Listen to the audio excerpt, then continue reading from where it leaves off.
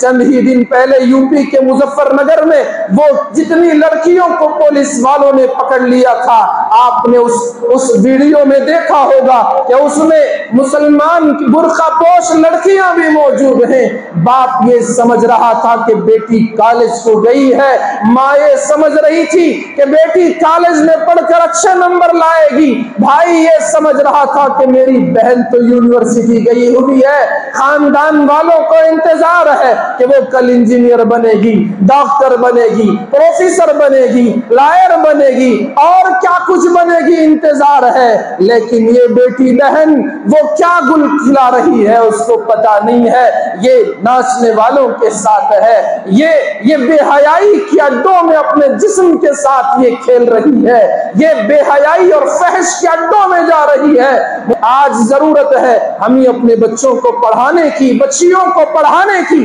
ماحول تلاش کرو، ایمان ان کا باقی رہے، اسلام ان کے اندر زندہ رہے، اخلاق ان کے عمدہ رہے، ان کا کیریکٹر بگڑے نہیں، ایسے اسکول، کالج، یونیورسٹی تلاش کرو، ورنہ وہ حال جو ہم نے ویڈیو میں دیکھا ہے، دیر نہیں لگتی ہمارے گھروں اور ہمارے محلوں آبادیوں میں پہنچنے میں۔ تو اللہ کے رحمت کی، اس کی شان کے کیا کہنے، بندہ جب گناہ سے بچنے کا ارادہ کرتا ہے تو اللہ کے رحمت کو جوش آ جاتا ہے۔ بنو اسرائیل کا وہ کفل جس کی روزانہ کی بری عادت ہر رات اسے ایک حسین و جمیل نئی خاتون کی ضرورت ہوتی تھی، مالدار بھی تھا، صحت مند جوان بھی تھا، اور اسے اس کے مال نے دھوکے میں ڈال دیا، زناکار اور شراب و کباب کا عادی بن چکا، پیسے لٹاتا اپنی بربادی کو مول لیتا تھا، اور روزانہ اس کا یہی معمول تھا، لوگ اس سے تنگ آ چکے تھے، بدکار ایسا کہ حد سے آگے گزر چکا تھا۔ ایک رات اس کے حصے میں ایک خاتون آئی، 60 درہم پر اس نے معاملہ طے کر لیا کہ 60 درہم لے لے، تیرا جسم میرے حوالے کر دے، اور یہ رات میں اس کے گھر میں پہنچ گئی اور برائی کے خیال سے اس کے قریب آنے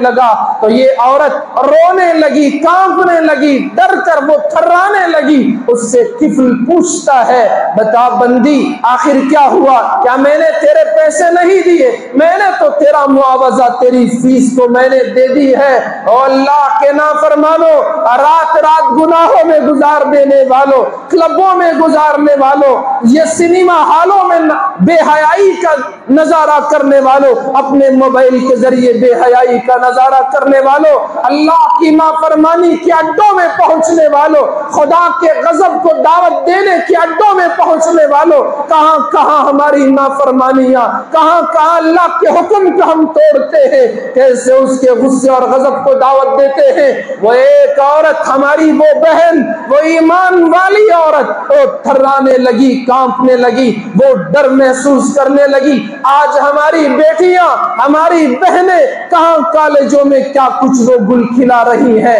کہاں کہاں وہ کیا کچھ کر رہی ہیں، ان کے روز روز ان کے کارنامے آ رہے ہیں۔ چند ہی دن پہلے یوپی کے مظفر نگر میں وہ جتنی لڑکیوں کو پولیس والوں نے پکڑ لیا تھا، آپ نے اس ویڈیو میں دیکھا ہوگا کہ اس میں مسلمان کی برقع پوش لڑکیاں بھی موجود ہیں۔ باپ یہ سمجھ رہا تھا کہ بیٹی کالج کو گئی ہے، ماں یہ سمجھ رہی تھی کہ بیٹی کالج میں پڑھ کر اچھے نمبر لائے گی، بھائی یہ سمجھ رہا تھا کہ میری بہن تو یونیورسٹی گئی ہوئی ہے، خاندان والوں کو انتظار ہے کہ وہ کل انجینئر بنے گی، ڈاکٹر بنے گی، پروفیسر بنے گی، لائر بنے گی، اور کیا کچھ بنے گی، انتظار ہے۔ لیکن یہ بیٹی بہن وہ کیا گل کھلا رہی ہے اس کو پتا نہیں ہے، یہ ناچنے والوں کے ساتھ ہے، یہ بے حیائی کی اڈوں میں اپنے جسم کے ساتھ یہ کھیل رہی ہے، یہ بے حیائی اور فحش کے اڈوں میں جا رہی ہے۔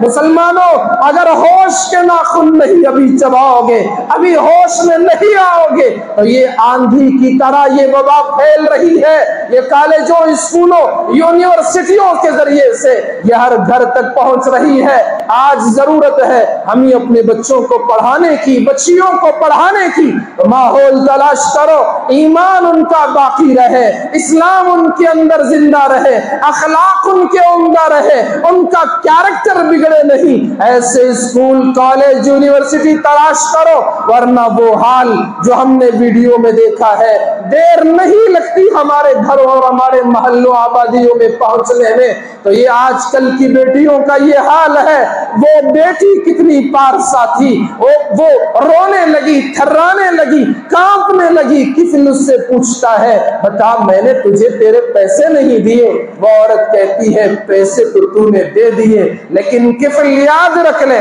میں کوئی بدکار عورت نہیں ہوں، میں کوئی گنہگار عورت نہیں ہوں، میں کوئی فاسقہ و فاجرہ نہیں ہوں، میرا یہ پیشہ نہیں ہے۔ بھوک سے جو بچے بلبلا رہے تھے اور جو پریشانی و مجبوری نے مجھے گھیر لیا تھا، اس پریشانی، مجبوری، مصیبت کے مارے میں تیرے پاس سودا کرنے آئی تھی، ورنہ میں ایسی عام عورت نہیں ہوں، میں ایسی ناپاک عورت نہیں ہوں۔ مجھے ڈر میرے خدا سے لگ رہا ہے کہ اس حال میں میرا خدا مجھ سے ناراض ہو جائے گا تو میں کیا کروں گی۔ یہ جو ڈر اس کے دل میں آیا، یہ جو خوف اس کے دل میں اتر چکا تھا، یہ خوف اسے ایسا،